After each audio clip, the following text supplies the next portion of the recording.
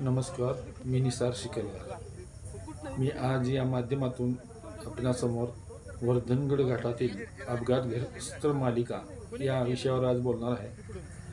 वर्धनगड हा घाट सातारा पंढरपूर या महामार्गावर आहे। नुकताच सातारा टेंभुर्णी हा महामार्ग 548C या नावाने हा झालेला आहे आणि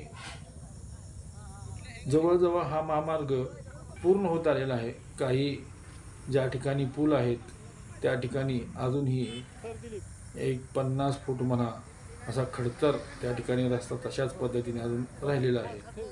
परंतु वर्धनगड घाटामध्ये रुंदी वाढवण्यासाठी वन विभागाचा प्रॉब्लेम येत असल्याकारणाने त्या ठिकाणी त्याच पद्धतीने पूर्वी जो रस्ता होता त्यावरच डांबरीकरण करून तो घाटातील सर्वसाधारण 1.5 ते 2 किलोमीटरचा घाट आहे आणि त्या रस्त्याचं काम त्या पद्धतीने केलं आहे।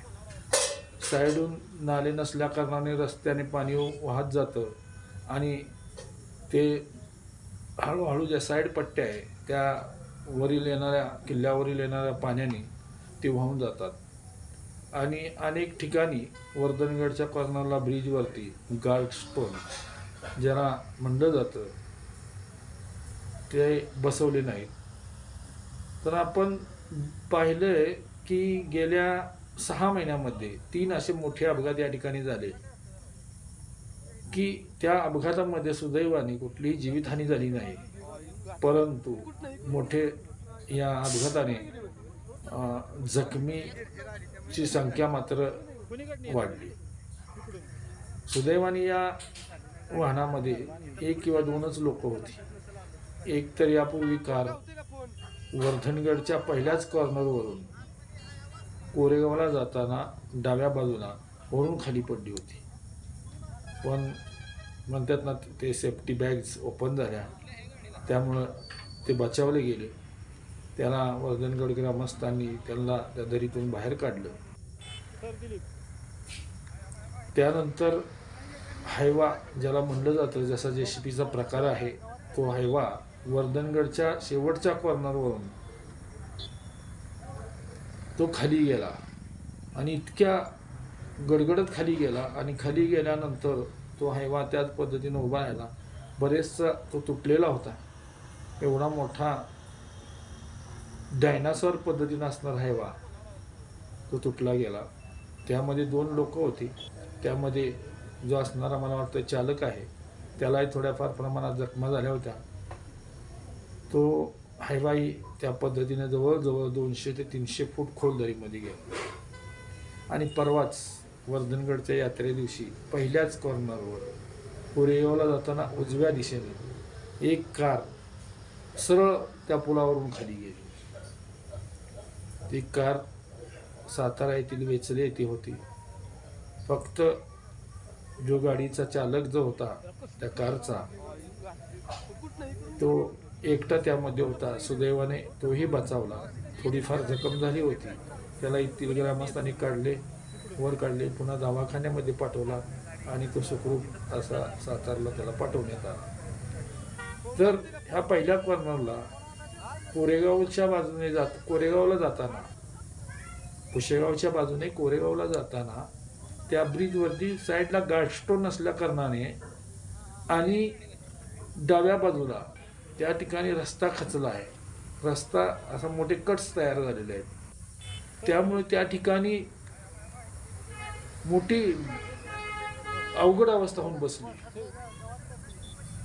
कधी वाहन तिकडून जर मोठे वाहन आलं तर त्या वाहन चालकाला त्या ठिकाणी 2 गाड्या बसण्यात फार अडचण निर्माण होती आणि याच प्रसंगामुळे या ठिकाणी वरून येणारा माणूस सरळ तिथं खालीच जातो आणि या ठिकाणी ते अपघात घडतात। अशा 1-2-3 ठिकाणं आहेत जिथं लक्ष्मी आईचं एक छोटंसं मंदिर आहे, त्या कॉर्नरवरती इतका अरुंद रस्ता आहे की त्या ठिकाणी अनेक अपघात आत्तापर्यंत झालेले आहेत आणि त्या ठिकाणी मात्र मोटरसायकलवरून जे वाहक होते यापूर्वी त्या ठिकाणी त्यांची जीवितहानी झाली। म्हणजे ह्या 2 किलोमीटरच्या अंतरामध्ये अनेक ठिकाणी रस्ते कट्स झालेले आहेत तयार, मोठमोठाले कट्स, आणि त्या ठिकाणी डबल गाडी बसत नसल्याने आणि अचानक कॉर्नर असल्याने पुढून वाहन आल्याने या ठिकाणी या अपघाताची श्रंखला वाढलेली आहे. आता हा रस्ता वाढवण्याची गरज होती, परंतु वन विभागाने या ठिकाणी हस्तक्षेप करून दिला नाही आणि तो रस्ता त्याच पद्धतीने पुन्हा मेगा प्रायव्हेट कंपनी या ठिकाणी या रस्त्याचं काम करत आहे. त्याने तो रस्ता त्याच पद्धतीने डांबरी करून घेतला. परंतु ज्यावेळेस महामार्ग इकडं मोठ्या प्रमाणात झाला तर वाहनांची संख्याही तेवढ्याच प्रमाणात वाढली आणि त्या घाटातून जाताना मोठ्या प्रमाणात गर्दी होऊन अपघात होण्याची वारंवार शंका निर्माण झाली आहे.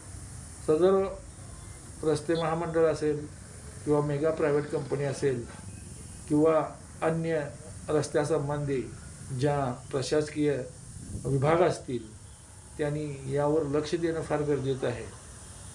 एखाद वेळेस या ठिकाणी मोठा अपघात घडून मोठी जीवितहानी होऊ शकते.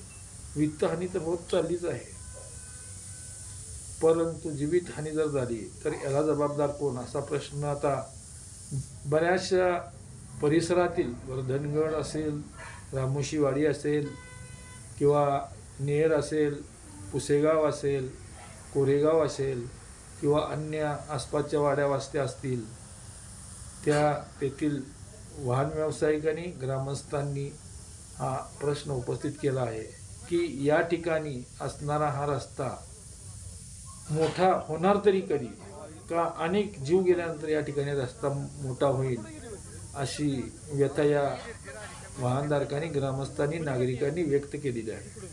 आणि मला वाटतं या ठिकाणी रस्ता होणं फार गरजेचं आहे. ज्यावेळेस कधी वाढेल त्यावेळेस वाढेल, पण जसा फलटण तातवडा घाटामध्ये जसा दोन्ही साईडला गटारे बांधून त्या गटारातून पाणी जर व्यवस्थितरित्या गेले तर हा रस्ता बी सध्या जोपर्यंत वनीकरण विभागाचा काही निर्णय होत नाही तोपर्यंत त्या ठिकाणी पूर्णपणे गटारा बांधून त्या गटाराच्या लेवलपर्यंत हा रस्ता जर बांधून घेतला, वरने येणारं पाणी त्या गटाराच्या माध्यमातून जर गेलं तर हा रस्ता वाहून जाणार नाही आणि त्या ठिकाणी कट्स निर्माण होऊन अपूर्ण रस्ता तयार होणार नाही आणि वाहतुकीला सुरळीत होईल. तर माझी या संबंधित प्रशासनाला हीच विनंती असेल की या ठिकाणी त्वरित याची पाहणी करून या ठिकाणी अंमलबजावणी करावी आणि ज्या ठिकाणी गार्डस्टोन नाहीत त्या ठिकाणी गार्डस्टोन उभे करण्यात यावेत आणि ज्या ठिकाणी कट्स आहेत त्या ठिकाणी आपण पाहणी करावी. जिथे अपघात वारंवार होत असतात त्या ठिकाणी रस्ता वाढवण्यासाठी प्रयत्न करणे गरजेचं आहे. एवढंच मी यावेळी सांगेन आणि ही सर्वच परिसरातील नागरिकांकडून अशा प्रकारची मागणी होत आहे आणि ती पूर्ण व्हावी अशी मी आपणाला विनंती करतो. नमस्ते.